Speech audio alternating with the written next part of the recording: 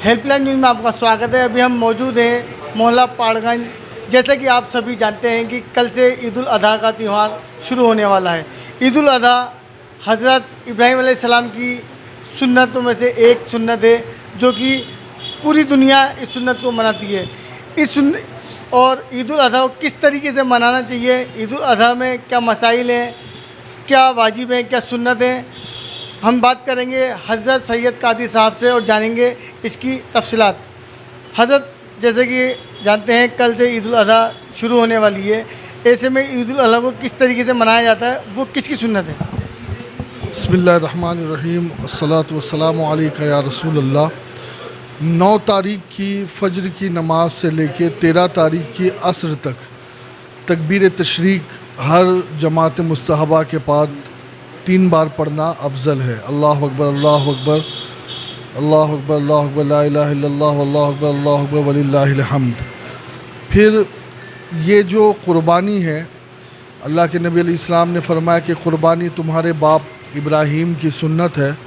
और इसमें सहाबा ने पूछा हमारे लिए क्या है, तो अल्लाह के नबी ने फरमाया कि हर बाल के बदले हसना है, यानी हर बाल के बदले एक नेकी मिलेगी। अब कुर्बानी वाजिब किस पर है, इसकी तरफ हम आ जाते हैं। साल में ज़िंदगी में हज तो एक ही मर्तबा फ़र्ज़ है, लेकिन कुर्बानी ज़कात की तरह अगर कोई आदमी हर साल साहिब निसाब रहता है तो उसे हर साल अपनी तरफ से कुर्बानी करनी है। अब कुर्बानी का निसाब क्या है वो थोड़ा सा समझ लें। 7.5 तोला सोना या 52.5 तोला चांदी या उसके बराबर का माल तिजारत या उसके बराबर की रकम अगर किसी के पास ईद के दिन भी आ जाए तो उस पर कुर्बानी करना जो है वो वाजिब हो जाती है। अब मैं आपको अगर इजी करके बताऊं, 52.5 तोला चांदी की जो कीमत है, अब 52.5 तोला चांदी यानी 653 ग्राम 184 मिलीग्राम चांदी, अगर उस एतबार से आप देखेंगे तो आज की जो कीमत है उस एतबार से 40,000 रुपये के करीब अगर किसी के पास एक्स्ट्रा है तो उस पर उसको अपनी तरफ से कुर्बानी करना है। एक जो समाज में कॉन्सेप्ट है कि पिछली मर्तबा अब्बा की तरफ से हुई थी तो अब अम्मी की तरफ से होगी, फिर पिछली मर्तबा भाई की तरफ से हुई थी तो अब चचा की तरफ से होगी, पहले शोहर की तो बीवी, ऐसा नहीं। जिसके पास 40,000 रुपया एक्स्ट्रा है उसे अपनी तरफ से कुर्बानी करनी है, अगर वो मुसलमान है, अगर वो मुकीम है और बालिग है तो। और दूसरी जो बात है वो ये कि अगर कोई शख्स इन दिनों में कुर्बानी नहीं करता, अल्लाह के नबी अलैहिस्सलाम ने उससे नाराज़गी का इजहार फरमाया, बल्कि फरमाया कि ऐसा शख्स मेरी ईदगाह के करीब ना आए कि जिस पर कुर्बानी वाजिब थी, वसअत थी और फिर भी उसने कुर्बानी नहीं की।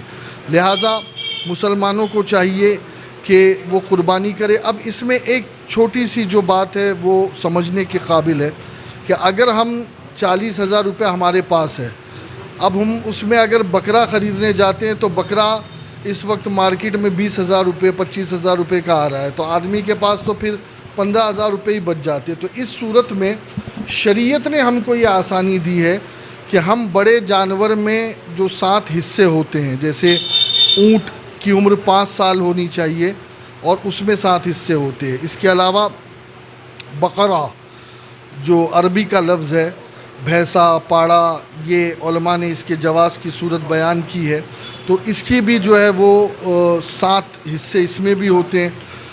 और अल्हम्दुलिल्लाह ये लोगों की सहूलत के लिए यहाँ पिछले 2 दहाइयों से कमोबेश पहाड़गंज में इज्तिमाई कुर्बानी का भी एहतमाम होता है, ताकि लोगों का वाजिब भी अदा हो जाए, उन पर बार भी ना रहे और उनको तबर्रुक गोश्त खाना भी नसीब हो जाए, गरीबों में बांटना भी नसीब हो जाए।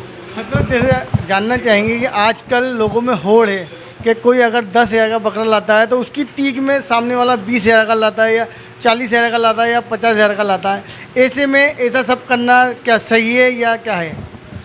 हज़रत इब्राहीम अलैहिस्सलाम ने जब हज़रत इस्माइल अलैहिस्सलाम की क़ुरबानी की थी تو اس وقت آپ نے یہی کہا تھا قل ان صلاتی و نسکی و محیای و مماتی للہ رب العالمین لا شریک لہ وبذالک انا اول المسلمین۔ اس کا مفہوم کیا ہے؟ اللہ نے اسی جملے کو ہمارے پیغمبر جناب محمد مصطفیٰ صلی اللہ علیہ وسلم سے بھی فرمایا کہ آپ بھی کہیں قل ان صلاتی و نسکی و محیای و مماتی للہ رب العالمین، بے شک میری قربانی، میری نماز، میرا جینا، میرا مرنا سب اس رب کے لیے ہے جو عالمین کا پالنے والا ہے۔ قربانی کا مقصد بھی اللہ کو راضی کرنا ہونا چاہیے، یہ نہیں کہ میں نے جو ہے وہ 20,000 کا جانور لایا، میں نے اس سے بڑھ کر کے میرا جانور ہے، اس سے ہٹا کٹا میرا جانور ہے۔ اللہ فرماتا ہے میری بارگاہ میں نہ گوشت پہنچتا ہے نہ خون پہنچتا ہے، تمہارے دلوں کی نیتیں پہنچتی ہے۔ تو جو جتنی صاف دلی کے ساتھ اور اللہ کے قرب کو حاصل کرنے، یہ جو لفظ قربانی ہے یہ تقرب سے ہے، اور تقرب کا مطلب یہ ہے کہ قربانی کرنے والا اللہ کا قرب حاصل کرنے کی نیت سے جانور ذبح کرے، گوشت کھانے کی نیت نہ ہو۔ بلکہ علماء نے مسئلہ بیان کیا کہ اگر جیسے آپ نے ایک بھینسے میں 6 لوگوں نے حصہ لیا اور 6 کی نیت یہ ہے کہ میں اللہ کا قرب حاصل کروں گا، اور 7ویں نے حصہ لیا اور اس کی نیت یہ کہ مجھے تو بھائی گوشت چاہیے، صرف گوشت کی نیت سے، تو ان 7 کی قربانی اس ایک کی وجہ سے برباد ہو جاتی ہے، اللہ کی بارگاہ میں قبول نہیں ہوتی۔ لہٰذا اللہ کو راضی کرنا ہی نیت ہو، شو بازی، دکھاوا۔ اللہ کے نبی نے بہت پہلے فرما دیا تھا کہ مجھے میری امت پر شرک کا خوف ہے، اور اللہ کے نبی رونے لگے۔ صحابہ نے کہا حضور آپ کی امت شرک کرے گی؟ آقا نے فرمایا ہاں ہاں میری امت شرک اصغر کرے گی، یعنی ریاکاری، ہر کام میں دکھاوا، ہر کام میں شہرت، نمود، لوگ ہماری تعریف کرے، لوگ کہ یار فلاں سیٹھ صاحب نے تو اتنا بڑھیا بکرا اور اتنا بڑا بھاری مینڈا اور اتنے بڑے جانور کی قربانی کی وغیرہ وغیرہ۔ اللہ کو راضی کرنا مقصد ہونا چاہیے۔ حضرت ہم آپ سے جاننا چاہیں گے کہ ایک مسئلہ ہے، لوگ قرض دار ہوتے ہیں، وہ صاحب حیثیت بھی ہوتے ہیں لیکن لوگوں کے قرض دار بھی ہوتے ہیں، لوگ ان میں پیسے مانگتے ہیں لیکن وہ دیتے نہیں ہیں، ایسے میں ان لوگوں پہ قربانی کا کیا مسئلہ ہے؟ کیا وہ قربانی کر سکتے ہیں قرض کی ادائیگی دیے بنا یا نہیں؟ دیکھیے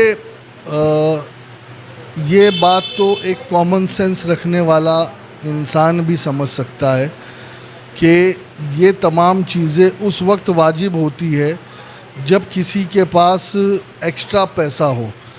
علماء نے یہی فرمایا ہے کہ پہلے وہ لوگوں کے قرض ادا کرے، اور جب قرض ادا کر چکا پھر اس کے بعد اگر 52.5 تولہ چاندی کی مالیت، یعنی جیسے ابھی میں نے بتایا تقریباً 40,000 کے قریب رقم اس کے پاس اگر ایکسٹرا رہ جاتی ہے تو اب وہ جو ہے وہ قربانی اس پر واجب ہوتی ہے۔